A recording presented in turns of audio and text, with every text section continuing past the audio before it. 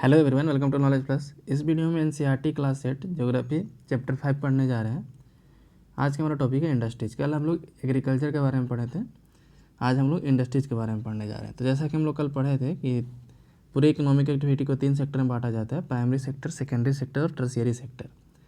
Primary sector में आता है एग्रीकल्चर, है ना। एग्रीकल्चर से रिलेटेड वर्क जो भी है, मतलब ऐसा वर्क इसमें नेचुरल रिसोर्स का डायरेक्टली यूज़ किया जाता है, उसको हम लोग प्राइमरी सेक्टर बोलते हैं। आज हम लोग इंडस्ट्रीज के बारे में पढ़ने जा रहे हैं, यानी सेकेंडरी सेक्टर के बारे में पढ़ने जा रहे हैं। तो आइए शुरू करते हैं आज का वीडियो। तो सेकेंडरी एक्टिविटीज़ किसको बोलते हैं? जिसमें मैन्युफैक्चरिंग होता है ना। सेकेंडरी एक्टिविटीज़ और manufacturing change raw material into product of more valuable to people. तो क्या होता है, रॉ मटेरियल को ज़्यादा वैल्यूएबल बनाता है ताकि लोग उसको यूज कर सकें। जैसे यहाँ पे एक एग्जांपल दिया है कि एक पेड़ है, उसको पेपर बनाया गया, तो पेड़ से पेपर बनाने में ज़्यादा वैल्यूएबल हो गया, है ना। इसका कीमत ज़्यादा हो गया, लोग इसको यूज कर सकते हैं अब। तो इस तरीके से मैन्युफैक्चरिंग जो होता है किसी रॉ मटेरियल को ज़्यादा वैल्यूएबल बनाता है, ठीक है। या फिर जैसे कपड़ा है, उसको सी करके एक ड्रेस बनाया गया, है ना। पहले एक सिंपल एक पीस ऑफ क्लॉथ है। इंडस्ट्री के बारे में जानते हैं। इंडस्ट्री क्या है? तो industry refers to an economic activity that is concern with production of good, extraction of minerals और द प्रोविजंस ऑफ सर्विसेज। तो कह रहा है कि इंडस्ट्री ऐसा इकोनॉमिक एक्टिविटी को बोलते हैं जो सामान का प्रोडक्शन करता है, मिनरल्स का एक्सट्रैक्शन करता है, ठीक है। 10 जैसे यहाँ पे दिखा सकते हैं। तो we have iron and steel industry, जो जहाँ प्रोडक्शन ऑफ गुड हो रहा है। कोल माइनिंग, जहाँ पे एक्सट्रैक्शन ऑफ कोल हो रहा है। टूरिज्म इंडस्ट्री, ये सर्विस प्रोवाइडर है। तो इंडस्ट्री का मतलब ये हो गया, ठीक है। तो क्लासिफिकेशन ऑफ इंडस्ट्री, इंडस्ट्री को क्लासीफाई किया जाता है तो डिफरेंट क्राइटेरिया पे किया जाता है, जैसे रॉ मटेरियल के आधार पे, साइज़ के आधार पे, ओनरशिप के आधार पे, ठीक है। इंडस्ट्री को क्लासीफाई किया जाता है रॉ मटेरियल के आधार पे, साइज़ के आधार पे, ओनरशिप के आधार पे। तो हम लोग रॉ मटेरियल के आधार पे कैसे क्लासीफाई करते हैं? तो रॉ मटेरियल के आधार पर क्लासीफाई किया जाता है mineral based, marine based, forest based, ठीक है। कौन कौन? Mineral based, marine based and forest based, ये रॉ मटेरियल के आधार पे। मतलब कि उस इंडस्ट्री में रॉ मटेरियल क्या यूज हो रहा है। जैसे यदि एग्रीकल्चर से रिलेटेड चीज़ यूज हो रहा है तो उसको हम लोग एग्रो बेस्ड बोलते हैं। यदि मिनरल से रिलेटेड चीज़ यूज हो रहा है रॉ मटेरियल के रूप में तो उसको मिनरल बेस्ड बोलेंगे। मैराइन बेस्ड बोलेंगे यदि समुद्र से रिलेटेड वहाँ से निकलने वाले चीज़ का यूज़ किया जा रहा है, उसको लोग मैराइन बेस्ड बोलेंगे। जैसे यहाँ पे देख सकते हैं एग्रो बेस्ड इंडस्ट्रीज में क्या है, तो use plant and animal based product as their raw material. Plant और एनिमल बेस्ड प्रोडक्ट को अपने रॉ मटेरियल के रूप में यूज करते हैं, इसलिए उसको एग्रो बेस्ड इंडस्ट्री बोलते हैं। जैसे food processing industry, vegetable oil industry, cotton textile industry, ये सब जो है उसको एग्रो बेस्ड इंडस्ट्री बोलते हैं। मिनरल बेस्ड इंडस्ट्री क्या है? तो primary industry that use mineral ores as their raw materials. ऐसा प्राइमरी इंडस्ट्री जो मिनरल ओर का यूज करता है अपने रॉ मटेरियल में, तो उसको हम लोग मिनरल बेस्ड इंडस्ट्री बोलते हैं। The product of these industries feed other industries. तो और देखिए इसमें जो होता है मिनरल बेस्ड इंडस्ट्री का जो प्रोडक्ट होता है दूसरे इंडस्ट्री के लिए रॉ मटेरियल का काम करता है, ठीक है। जैसे लोहा निकालने का, ज़मीन के नीचे से लोहा निकालने का कोई इंडस्ट्री है, ठीक है। माइनिंग इंडस्ट्री है, जो ज़मीन के नीचे से लोहा निकाला जाता है वहाँ, तो जो उसका जो प्रोडक्ट होगा यानी जो आयरन होगा वो दूसरे इंडस्ट्री के लिए रॉ मटेरियल का काम करेगा। तो मिनरल बेस्ड इंडस्ट्री का जो फाइनल प्रोडक्ट होता है दूसरे इंडस्ट्री के लिए रॉ मटेरियल का काम करता है। जैसे यहाँ पे क्या है, आयरन जो है फाइनल प्रोडक्ट है, लेकिन जहाँ पे मशीन बनाया जाता है वहाँ पे आयरन जो है रॉ मटेरियल होगा, ठीक है। तो वही यहाँ बताया जा रहा है कि इसका जो प्रोडक्ट होता है दूसरे इंडस्ट्री के लिए रॉ मटेरियल का काम करता है, ठीक है। नेक्स्ट है marine based industry, use product from the sea ocean and as raw material. तो सी और ओशन से निकलने वाले प्रोडक्ट को रॉ मटेरियल के रूप में यूज करता है। जैसे फिश ऑयल बनाने वाला इंडस्ट्री या फिर सी फूड को मैन्युफैक्चर करने वाला इंडस्ट्री। फॉरेस्ट बेस्ड इंडस्ट्री, तो इसमें फॉरेस्ट प्रोड्यूस को जो है यूज़ किया जाता है रॉ मटेरियल के रूप में। जैसे फर्नीचर बनाने वाला, पेपर बनाने वाला, फार्मास्यूटिकल बनाने वाला, है ना। ये सब इंडस्ट्रीज में है फॉरेस्ट बेस्ड है, ठीक है। तो 4 तरह का हो गया, कौन कौन? Agro based, marine based, mineral based and forest based, ठीक है। अब साइज के आधार पे यदि बांटा जाए तो क्या होता है, it refer to amount of capital investment, number of people employed and volume of production. Size में कैसे बांटते हैं हम लोग?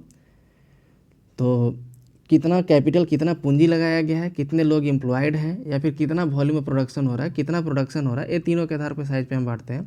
तो क्लासीफाई किया जाता है स्मॉल और large scale industry, small scale industry और लार्ज स्केल इंडस्ट्री, ठीक है। कॉटेज और household industries are type of small scale industries. Cottage या फिर हाउस होल्ड जो इंडस्ट्री है, मतलब कि एक घर में जो चलाया जाता है, कॉटेज इंडस्ट्री जो है उसको हम लोग स्मॉल स्केल इंडस्ट्री बोलते हैं।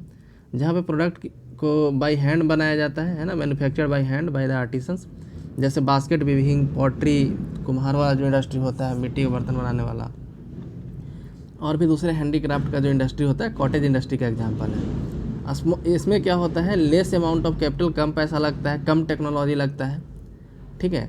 जबकि लार्ज इंडस्ट्री में क्या होता है, ज़्यादा कैपिटल लगता है, ज़्यादा प्रोडक्ट भी निकलता है, ज़्यादा टेक्नोलॉजी लगाया जाता है, सुपीरियर टेक्नोलॉजी, मतलब जो न्यू टेक्नोलॉजी होता है वो सब का यूज़ किया जाता है। जैसे silk weaving and food processing industries are small scale industry, production of automobiles and heavy machinery are large scale industry, है ना। जैसे सिल्क वीविंग हो गया, बास्केट वीविंग हो गया, ये सब जो है स्मॉल स्केल इंडस्ट्री है। और ऑटोमोबाइल जहाँ पे बनाया जाता है, हैवी मशीन जहाँ पे बनाया जाता है, वो सब लार्ज स्केल इंडस्ट्री है। ओनरशिप के आधार पे यदि बांटे हम लोग, तो यहाँ पे बांटा जाता है private sector, state owned, state owned को पब्लिक सेक्टर भी बोलते हैं, मतलब कि प्राइवेट, सरकारी यानी कि स्टेट ओन्ड या public sector, joint sector, cooperative sector, ठीक है। कौन कौन, प्राइवेट सेक्टर, स्टेट ओन्ड यानी पब्लिक सेक्टर, जॉइंट सेक्टर और कोऑपरेटिव सेक्टर। तो प्राइवेट सेक्टर किसको बोलते हैं, जो किसी एक आदमी का होता है। Private sector industries are owned and operated by individuals और a group of individuals. The public sector industries are owned and operated by government. Public sector, तो पब्लिक सेक्टर इंडस्ट्री जो है गवर्नमेंट के द्वारा ऑपरेट किया जाता है, जबकि प्राइवेट सेक्टर इंडस्ट्री जो है एक कोई खास आदमी के द्वारा, मतलब कि एक आदमी या फिर एक से ज़्यादा आदमी आपस में ग्रुप बना करके इंडस्ट्री यदि चलाते हैं तो उसको प्राइवेट सेक्टर बोलते हैं।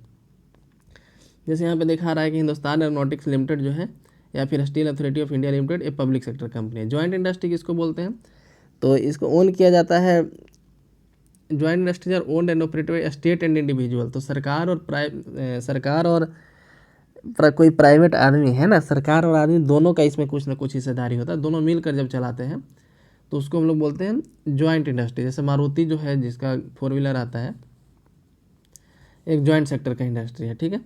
कोऑपरेटिव सेक्टर क्या है, तो इसमें क्या किया जाता है कि रॉ मटेरियल के जो सप्लायर हैं वही इसके मालिक बन जाते हैं, आपस में ग्रुपिंग करके। जैसे एक गांव में बहुत ज़्यादा दूध उत्पादन मान लीजिए कि होता है, तो जो जिसका गाय भैंस है, सब एक इंडस्ट्री मिलकर खोल दे, है ना, तो रॉ मटेरियल खुद ही प्रोवाइड करा रहे हैं, खुद ही मालिक भी हैं, ठीक है।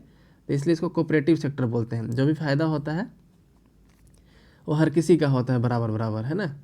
तो इसका एक कोऑपरेटिव सेक्टर का सबसे बेटर एग्जांपल इंडिया में है अमूल, आनंद मिल्क यूनियन लिमिटेड। अमूल का जो दूध आता है वो एक कोऑपरेटिव सेक्टर का एग्जांपल है, ठीक है। अब हम लोग देखते हैं factors affecting location of industries, मतलब इंडस्ट्री का लोकेशन को कौन कौन फैक्टर डिपेंड करता है, किस किस फैक्टर पे इंडस्ट्री का लोकेशन डिपेंड करता है, तो हम लोग देखते हैं यहाँ पे। तो इंडस्ट्री का फैक्टर ट्रांसपोर्ट पे डिपेंड करता है, लैंड पे डिपेंड करता है, power, raw material, labour, capital, market, है ना, इतने चीज़ों पे डिपेंड करता है।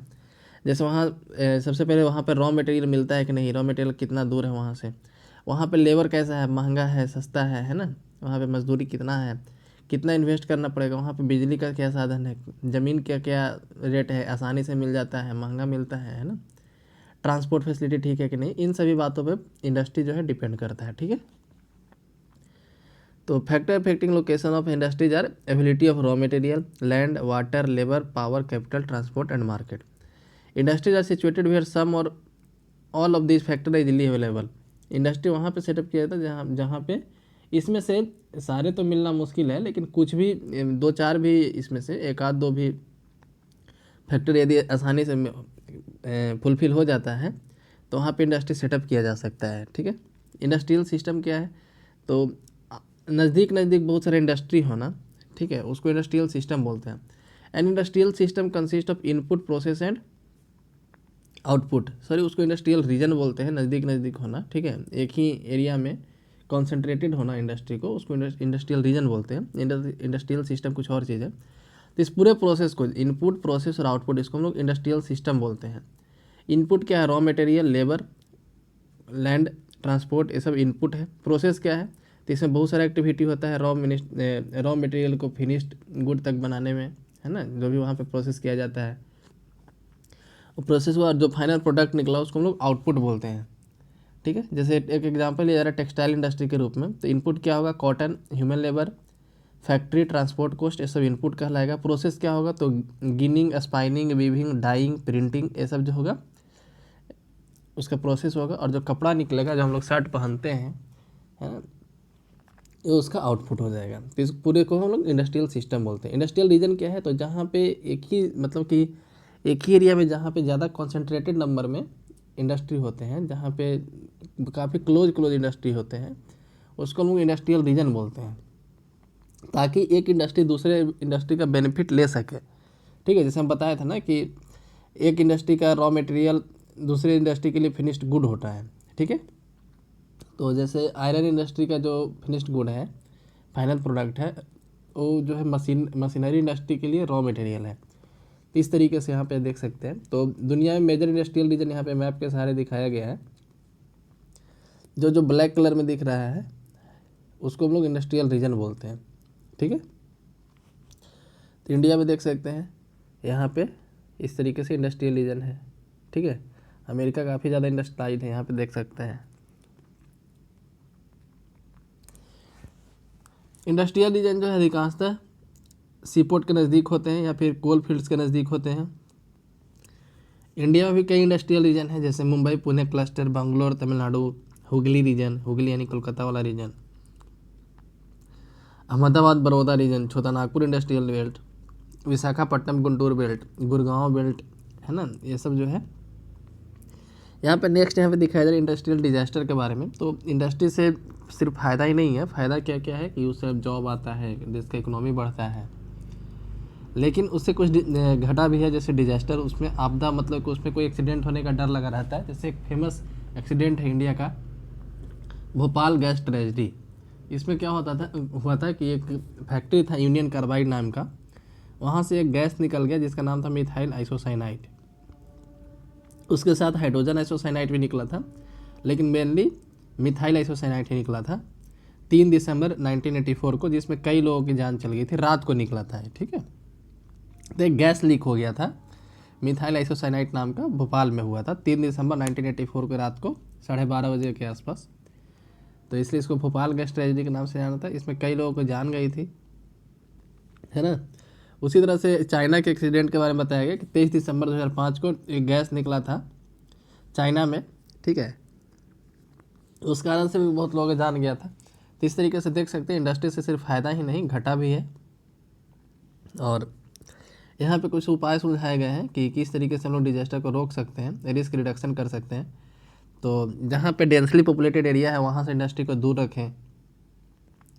फिर दूसरा है कि people staying in the vicinity of industry should be aware of storage of toxins. तो फिर इंडस्ट्री के आसपास यदि कोई लोग रहते हैं तो जो है उनको ये बात का पता होना चाहिए कि टॉक्सिक जो स्टोर किया गया है। नेक्स्ट है फायर वार्निंग या फाइटिंग सिस्टम, ये सब इम्प्रूव किया जाए ताकि डिजास्टर के सिचुएशन में जल्दी से लोगों को इवैक्यूएट किया जाए वहाँ से। ठीक है, यहाँ पे एक टर्म आता है सनराइज इंडस्ट्री। सनराइज इंडस्ट्री किसको बोलते हैं, तो जो इंडस्ट्री नया नया इमर्ज कर रहा है उसको हम लोग सनराइज इंडस्ट्री बोलते हैं। ठीक है, जैसे अभी यदि देखा जाए तो इंफॉर्मेशन टेक्नोलॉजी का एक इंडस्ट्री है, नया इमर्ज कर रहा है, बाकी सारे इंडस्ट्री के मुकाबले तो नया ही है, अब इसको नया तो नहीं बोलेंगे। तो ये सनराइज इंडस्ट्री है। वेलनेस इंडस्ट्री है, हॉस्पिटल इंडस्ट्री जो है, नॉलेज इंडस्ट्री, ये सब जो है सनराइज इंडस्ट्री है। तो डिस्ट्रीब्यूशन ऑफ मेजर इंडस्ट्रीज़ का डिस्ट्रीब्यूशन के बारे में बात किया जा रहा है। कौन से मटेरियल का इंडस्ट्री कहाँ है, कौन से मिनरल का इंडस्ट्री कहाँ है। The world major industries are the iron and steel industry, the textile industry and information technology industry. The iron and steel and textile are the older industries while information technology and emerging industry. ठीक है, यहाँ बताया जा रहा है कि iron और steel industry जो है पुराना इंडस्ट्री है, जबकि इन्फॉर्मेशन टेक्नोलॉजी इमर्जिंग इंडस्ट्री है। The countries in which iron steel industry is located, जहाँ जहाँ आयरन और स्टील इंडस्ट्री लोकेटेड है बताया गया, जर्मनी, यूएसए, चाइना, जापान, रसिया। टेक्सटाइल इंडस्ट्री को इंडिया में बहुत ज़्यादा है, हांगकांग में है, साउथ कोरिया में है, जापान में है, ताइवान में है। The major hubs of IT industries are Silicon Valley, California and Bangalore region of India. ठीक है, आयरन और स्टील इंडस्ट्री के बारे में पढ़ते हैं। Like other industries, iron and steel industry to comprise various input. कह रहा है कि जिस तरह से दूसरी इंडस्ट्री में इनपुट आउटपुट प्रोसेस होता है, यहाँ भी वही काम होता है। ठीक है, इसका जो फाइनल प्रोडक्ट है दूसरी इंडस्ट्री के लिए रॉ मटेरियल का काम करता है। इसका इनपुट क्या क्या है, तो आयरन और coal, limestone along with labour, capital है, ये सब जो इसका इनपुट है। प्रोसेस में क्या होता है, तो इसमें कई स्टेज होते हैं। सबसे पहले रॉ मटेरियल को एक ब्लास्ट फर्नेस में भेजा जाता है, जहाँ पे स्मेल्टिंग होता है। स्मेल्टिंग क्या है, तो एक प्रोसेस है जिसमें मेटल को एक्सट्रैक्ट किया जाता है अपने ओर से, ठीक है। कैसे? By heating beyond the melting point, उसके मेल्टिंग पॉइंट से ज़्यादा हीट करके। तो स्मेल्टिंग में क्या होता है, लोहा को उसके मेल्टिंग पॉइंट से ज़्यादा हीट किया जाता है, उसके बाद उसको रिफाइन किया जाता है, जो आउटपुट निकलता है दूसरी इंडस्ट्री के लिए रॉ मटेरियल का काम करता है, ठीक है। Steel is tough and can easily B shift cut, steel जो होता है टफ होता है काफ़ी ज़्यादा, और उसको आसानी से हम लोग काट सकते हैं, उसको वायर बना सकते हैं। Special alloys of steel can be made for adding a small amount of other metals such as ammonium, nickel, copper. Steel बनाने के लिए आयरन में क्या क्या मिलाया जाता है, तो एल्यूमिनियम, निकल, कॉपर इसे मिलाया जाता है। एलॉय जो है, एलॉय बन जाने से स्टील का जो एल्यूमिनियम, निकल, कॉपर बनाकर जो एलॉय बनेगा उसमें हार्डनेस आता है, टफनेस आता है, और रस्ट से रेजिस्टेंस आता है, मतलब उसमें जंग जल्दी नहीं लगता है। Steel is often called backbone of modern industry, steel को बैकबोन ऑफ मॉडर्न इंडस्ट्री बोला जाता था। Almost everything be use in iron made of iron और स्टील और has been made with tools and machinery of these metals, ठीक है। हम लोग नॉर्मली जितना चीज़ यूज करते हैं अधिकांशतः उसमें से लोहा या स्टील का बना होता है, जैसे सीप, ट्रेन, ट्रक, ऑटो, ये सब स्टील का ही बना होता है। यहाँ तक हमारे घर का जो नीडल होता है, सुई जो हमारे घर में यूज करते हैं, या फिर सेफ्टी पिन, ये सब भी स्टील का बना होता है आजकल। Oil wells are drilled with steel machinery, oil well मतलब कि तेल का कुआं भी खना जाता है, जहाँ पे ड्रिल किया जाता है उसके लिए, वो भी स्टील मशीनरी से ही होता है। उसका जो मशीन होता है वो भी स्टील का आता है, लोहा का ही आता है। स्टील पाइपलाइन ट्रांसपोर्ट ऑयल, जो पाइपलाइन जो बिछाया जाता है ऑयल के ट्रांसपोर्ट के लिए, वो भी स्टील का ही होता है। Minerals are mined with steel equipment, mineral को माइनिंग किया जाता है स्टील इक्विपमेंट के साथ, ठीक है। Farm machines are mostly steel, large building है स्टील फ्रेमवर्क। तो इस तरह से देख सकते हैं कि स्टील जो हमारे मॉडर्न इंडस्ट्री का बैकबोन है। Before 1800 iron and steel industry was located here, raw material, power supply and running water was easily available. 1800 के पहले ऐसे जगह स्टील इंडस्ट्री यूज किया, बैठाया जाता, सेटअप किया जाता था जहाँ पे आयरन और स्टील, जहाँ पे रॉ मटेरियल का सप्लाई ठीक हो, रनिंग वाटर अवेलेबल हो, ठीक है। बाद में जो इंडस्ट्रियल लोकेशन, मतलब आइडियल इंडस्ट्रियल लोकेशन चेंज हो गया, ठीक है। क्यों? क्योंकि रेलवे आ गया, कैनाल आ गया, तो लोग जो है कैनाल के पास इंडस्ट्री सेटअप करने लगे, रेलवे के पास इंडस्ट्री सेटअप करने लगे। और 1950 के बाद क्या हो गया, तो पोर्ट के किनारे आइडियल लोकेशन हो गया। यहाँ पे आप देख सकते हैं पिक्चर के माध्यम से दिखाया गया है, यहाँ पे दिखाया गया है सबसे पहले द बेस्ट लोकेशन बिफोर 1800, 1800 के पहले बेस्ट लोकेशन क्या था, तो जहाँ पे ऑयल फील्ड नज़दीक था, ठीक है, जहाँ पे रनिंग वाटर अवेलेबल था, तो वो जो है बेस्ट लोकेशन कहलाता था। 1800 से 1950 के बीच में क्या है, तो रेलवे लाइन, जहाँ पे रेलवे कनेक्टिविटी ठीक है ना, वहाँ पे आइडियल लोकेशन रखा जाता था। अब आइडियल लोकेशन कहाँ है, जहाँ पे सी पोर्ट है। तो आइडियल लोकेशन टाइम टाइम पे अपनी ज़रूरत के हिसाब से चेंज होते रहता है, ठीक है। अभी सी पोर्ट के किनारे क्यों आइडियल लोकेशन माना जाता है, ताकि उसको दूसरे कंट्री में भेजा जाए, वहाँ से आयरन और स्टील जो बने वहाँ से एक्सपोर्ट किया जा सके, ठीक है। In India iron and steel industry है develop making advantage of raw material cheap labour. India में जो है रॉ मटेरियल काफ़ी अवेलेबल है आयरन और स्टील इंडस्ट्री के लिए, चीप लेबर अवेलेबल है, ट्रांसपोर्ट मार्केट अवेलेबल है। All the important steel producing center are, तो इंडिया में स्टील इंडस्ट्री कहाँ कहाँ है, तो भिलाई, दुर्गापुर, बर्नपुर, जमशेदपुर, राउरकेला, बोकारो, ठीक है। ये 4 स्टेट में, वेस्ट बंगाल, झारखंड, उड़ीसा, छत्तीसगढ़, ये 4 स्टेट में फैला हुआ। Bhadravati in Vijayanagar in Karnataka, Visakhapatnam in Andhra Pradesh, Salem in Tamil Nadu and other important steel centers utilizing local resources, ठीक है। नेक्स्ट जमशेदपुर के बारे में केस स्टडी है कि 47 के पहले एक ही आयरन और स्टील प्लांट था इंडिया में, जो था टिस्को यानी Tata iron and steel company limited, एक प्राइवेटली ओन्ड था। After independence the government took the initiative and setup several iron and steel plant, और आज़ादी के बाद बहुत सारा आयरन और स्टील प्लांट सेटअप किया गया। टिस्को को 1907 में स्टार्ट किया था सांची में, ठीक है। सांची जमशेदपुर का पुराना नाम है, याद रखिएगा, सांची जो है जमशेदपुर का पुराना नाम है, मध्य प्रदेश के सांची से अलग है, वहाँ सांची अलग है, ठीक है, ये झारखंड में था। ये दोनों नदी के कन्फ्लुएंस पे बना हुआ है, स्वर्ण रेखा और खरकाई नदी के कन्फ्लुएंस पे है, मतलब दोनों के संगम पे है। बाद में सांची को जमशेदपुर नाम रखा गया। जमशेदपुर जो है काफ़ी कन्वीनियंटली सिचुएटेड था आयरन और स्टील इंडस्ट्री के लिए। कैसे, तो आप यहाँ पे उसका देखिए कि जमशेदपुर ही क्यों चुना गया। तो Sanchi was chosen to set up the steel plant for several reasons, बहुत सारा रीजन था। तो सबसे पहले क्या था, the place was only 32 kilometre away, ये जो जगह था सिर्फ 20 किलोमीटर दूर था एक कालीमाती स्टेशन से, जो बंगाल नागपुर रेलवे लाइन पे था, ठीक है, तो रेलवे स्टेशन के किनारे था। It was close to iron ore का जो मिनरल्स, मतलब कि जहाँ पे माइनिंग किया जाता था, ठीक है, आयरन का जहाँ डिपॉजिट था उसके नज़दीक था। ठीक है, और कोलकाता से काफ़ी जुड़ा हुआ था, मतलब बाई रोड जुड़ा हुआ था। TISCO gets coal from Jharia coalfield, TISCO को कोयला जो है झरिया से मिलता था। आयरन और लाइम स्टोन ये सब उड़ीसा से मिलता था और छत्तीसगढ़ से मिलता था। खरकाई और सुवर्णरेखा नदी से पानी आ जाता था, efficient water supply. Government initiative provided equity capital for later development, और इसके डेवलपमेंट के लिए गवर्नमेंट के द्वारा कैपिटल दिया गया था 1907 में, यानी उस समय अंग्रेजी शासन था। In Jamshedpur several other industries plant they set up after TISCO, TISCO के साथ ही वहाँ बहुत सारे इंडस्ट्री सेटअप हो गए। उसमें क्या बनाया लगा, तो locomotive part, agricultural equipment, machinery, ये सब उसमें बनाया जाने लगा। The development of iron and steel industry open the door to rapid industrial development in India. Iron और स्टील इंडस्ट्री सेटअप हो जाने से इंडिया में भी रैपिड डेवलपमेंट हुआ दूसरी इंडस्ट्री का। लगभग सारा सेक्टर जो है इंडियन इंडस्ट्री का डिपेंड करता है आयरन और स्टील इंडस्ट्री पे, ठीक है, for their basic infrastructure. The iron and steel industry consist of large integrated steel plant as well as many steel planes.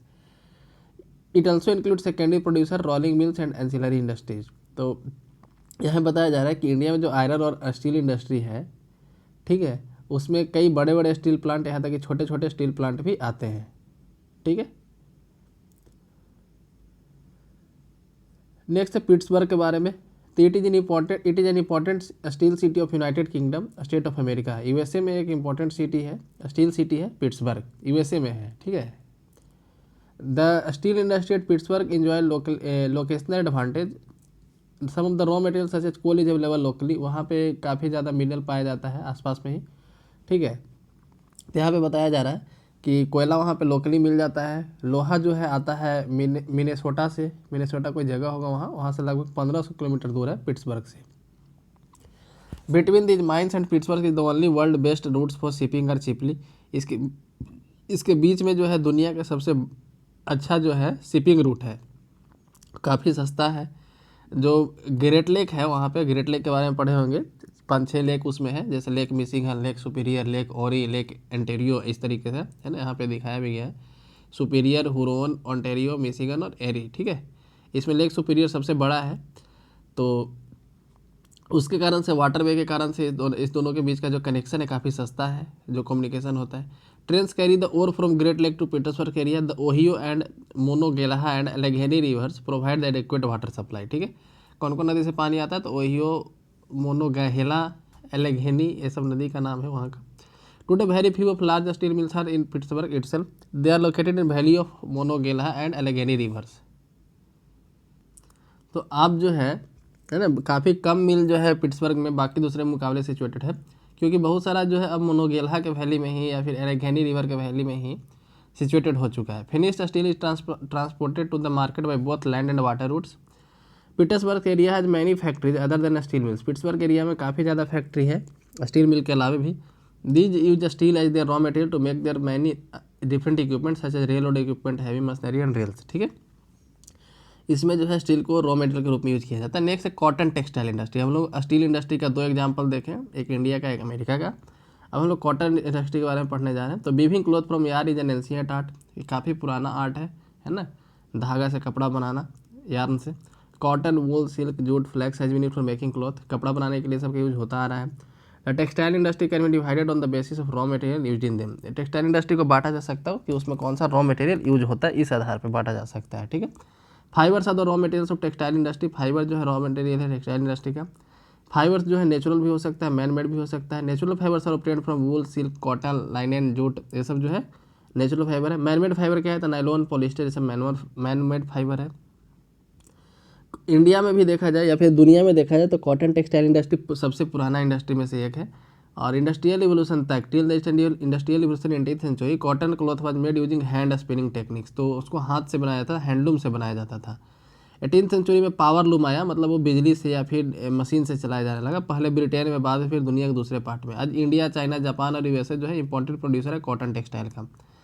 India का जो है काफ़ी पुराना ग्लोरियस ट्रेडिशन रहा है कॉटन टेक्सटाइल में। Before the British rule Indian had spun the hand woven cloth already had a wide spread, ठीक है। इंडिया में जो है काफ़ी ब्रिटिश रूल के पहले इंडिया का कपड़ा का काफ़ी दुनिया में ज़्यादा डिमांड था। जैसे ढाका का मुस्लिन कपड़ा था, मछलीपट्टनम का चिंतेज था, कलकत्ता का कैलिकट का कैलिको था, ठीक है। बुरहानपुर का गोल्ड राउट था। सूरत एंड वडोदरा भी दुनिया में नामी जाना जाता था डिज़ाइन के लिए, कपड़ा क्वालिटी के लिए, ठीक है। लेकिन जो है सब बंद करा दिया गया अंग्रेज़ों के द्वारा, ठीक है, ताकि इंडियन लोग डेवलप नहीं कर सके। पहला जो टेक्सटाइल मिल था हमारे कंट्री में इस्टेब्लिश किया गया था फोर्ट ग्लोस्टर पे कलकत्ता में, ठीक है, लेकिन इसको कुछ ही दिन के बाद बंद करना पड़ा। बाद में मुंबई में स्थापित हुआ 1854 में, है ना। तो सबसे पहला कॉटन मिल जो 1818 में कोलकाता में सेटअप हुआ था, लेकिन ये बंद हो गया था। 1854 में मुंबई में चालू हुआ, इसलिए कई जगह लिखा रहता है बुक में कि पहला इंडस्ट्री जो है कॉटन इंडस्ट्री इंडिया में 1854 में सेटअप हुआ, लेकिन ये गलत है, ठीक है, 1818 में सेटअप हुआ था। तो फर्स्ट सक्सेसफुल यहाँ पे लिखा है, first successful mechanised textile mill was established in Mumbai 1854।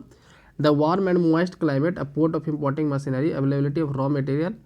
तो यहाँ बता रहा है कि मुंबई क्यों ही चुना गया, क्योंकि वहाँ का क्लाइमेट उसके लिए सूटेबल था, वहाँ से सीपोर्ट नज़दीक था, तो इम्पोर्ट या एक्सपोर्ट आसानी से किया जा सकता था, रॉ मटेरियल अवेलेबल था, ठीक है, क्योंकि कॉटन के लिए ब्लैक सॉइल चाहिए और मध्य प्रदेश वाला रीजन जो है और उधर कॉटन काफ़ी ज़्यादा होता है। Initially this industry flourished in area of Maharashtra and Gujarat because of favourable humid climate, है ना। गुजरात और महाराष्ट्र में क्यों इंडस्ट्री ज़्यादा सेटअप हुआ, क्योंकि वहाँ का क्लाइमेट उसके फेवर में है, ठीक है। लेकिन ह्यूमिडिटी को हम लोग आज आर्टिफिशियली भी क्रिएट कर सकते हैं। Raw cotton is a pure and not weight losing raw material, so industry is spread to other part of India, correct. लेकिन आज जो है इंडस्ट्री दूसरे पार्ट में भी है, और जैसे कोयम्बटूर, कानपुर, चेन्नई, अहमदाबाद और भी कई जगह पे है। इंडिया में जितना भी क्या बोलते हैं प्रोड्यूस किया जाता है टेक्सटाइल का, उसका 1/3 एक्सपोर्ट कर दिया जाता है। तो हम लोग काफ़ी ज़्यादा मात्रा में टेक्सटाइल का एक्सपोर्ट करते हैं। अब तो यहाँ पे भी केस स्टडी है दो शहर के बारे में, एक अहमदाबाद के बारे में है। तो अहमदाबाद गुजरात में साबरमती रिवर के किनारे यहाँ पे पहला मिल सेटअप किया था 1859 में। देखते देखते इंडिया का दूसरा टेक्सटाइल सिटी बन गया मुंबई के बाद, second largest textile city after Mumbai. Ahmedabad therefore called Manchester of India, इसलिए अहमदाबाद को मैनचेस्टर ऑफ इंडिया बोला जाता है। और यहाँ का कई लोकेशनल फैक्टर है, मतलब कि यहाँ पे इंडस्ट्री डेवलप क्यों किया, तो यहाँ का कुछ फैक्टर यहाँ पे जैसे देख सकते हैं आप। अहमदाबाद जो है कॉटन ग्रोइंग एरिया के काफ़ी नज़दीक है ना, मतलब रॉ मटेरियल यहाँ पे इजीली अवेलेबल है। इससे क्या होता है, रॉ मटेरियल आसानी से मिलता है। क्लाइमेट यहाँ का आइडियल है स्पाइनिंग और वीविंग के लिए। यहाँ का जो क्लाइमेट है वो इसके लायक है, फेवरेबल में है। यहाँ का जो टेरेन है, यहाँ का जो ज़मीन है वो सूटेबल है इसके लिए, मिल के लिए। Densely populated state of Gujarat and Maharashtra provide both skilled and semi skilled labour. Gujarat और महाराष्ट्र से चीप लेबर मिल जाता है, जो स्किल्ड और अनस्किल्ड दोनों होते हैं। Well developed road and railway network permits easy transportation, ठीक है। तो ये सब रीजन था जो मतलब अहमदाबाद में टेक्सटाइल मिल को फ्लोरिश होने में मदद किया, ठीक है। लेकिन कह रहा but in recent year Ahmedabad textile mill has been close having some problem, several textile mill have closed down, this primary due to emergence of new textile centre in the country, ठीक है। तो ऐसा क्यों हो रहा है, क्यों बहुत सारे इंडस्ट्री को बंद करना पड़ रहा है अहमदाबाद में, ताकि क्योंकि नया जो इंडस्ट्री है उसके साथ कम्पीट नहीं कर पाया, उन लोगों के पास नया टेक्नोलॉजी है, नया मशीन है, ये अब आपको अपग्रेड नहीं कर पा रहा है। नेक्स्ट यहाँ पे ओसाका के बारे में पढ़ते हैं। ओसाका को मैनचेस्टर ऑफ जापान बोला जाता है। ओसाका जापान का एक शहर है, वहाँ भी काफ़ी ज़्यादा जो है टेक्सटाइल इंडस्ट्री है। The extensive plain around Osaka ensure the land was easily available for the growth of cotton mills, ठीक है। ओसाका में काफ़ी ज़्यादा ज़मीन था, इस कारण से कॉटन मिल वहाँ पे ज़्यादा सेटअप हो पाया। वार्म और ह्यूमिड क्लाइमेट वहाँ का था, जो स्पाइनिंग और वीविंग के लिए सूटेबल था। रिवर योडो, वहाँ पे रिवर योडो बहती है ओसाका में, जो सफिशिएंट वाटर सप्लाई कराती है। लेबर भी आसानी से अवेलेबल है, और पोर्ट भी है वहाँ पे जापान में, है ना, ओसाका में, जिस कारण से एक्सपोर्ट भी हो सकता है आसानी से। The textile industry at Osaka depend completely upon imported raw material. जो टेक्सटाइल इंडस्ट्री है ओसाका का, वो कम्प्लीटली इम्पोर्टेड रॉ मटेरियल पे बेस्ड है। जैसे हमारा जो अहमदाबाद में है वो कॉटन ग्रोइंग एरिया के नज़दीक में है, इंपोर्ट नहीं कराना पड़ता है उसको, लेकिन इसको जो है कॉटन इंपोर्ट कराना पड़ता है। कहाँ से, तो इजिप्ट से, चाइना से, इंडिया से, यूएसए से, और फिनिश्ड प्रोडक्ट को एक्सपोर्ट कराना पड़ता है, ठीक है। ये दुनिया का इंपॉर्टेंट टेक्सटाइल सिटी है ओसाका। ओसाका में और भी कई तरह की इंडस्ट्री है, जैसे iron steel industry, machinery, sea building, automobile, electrical equipment, cement industry, ठीक है। तो इस तरीके से हम लोग पूरा, अब हम लोग क्वेश्चन आंसर देखते हैं। तो इंडस्ट्री से हम लोग क्या समझते हैं, तो हम लोग सबसे ऊपर में पढ़े थे कि जहाँ पे कोई प्रोसेस किया जाता है, सर्विस प्रोवाइड किया जाता है, उसको हम लोग इंडस्ट्री बोलते हैं, या फिर माइनिंग किया जाता है। सबसे फर्स्ट पेज में ही हम लोग पढ़े थे, यहाँ पे आप देख सकते हैं। यहाँ पे industry refer to an economic activity that is concerned with production of goods, है ना, जो येलो कलर मार्क किया गया है। Industry refers to economic activity that concern to production of good, extraction of minerals और द प्रोविजंस ऑफ सर्विसेज, ठीक है।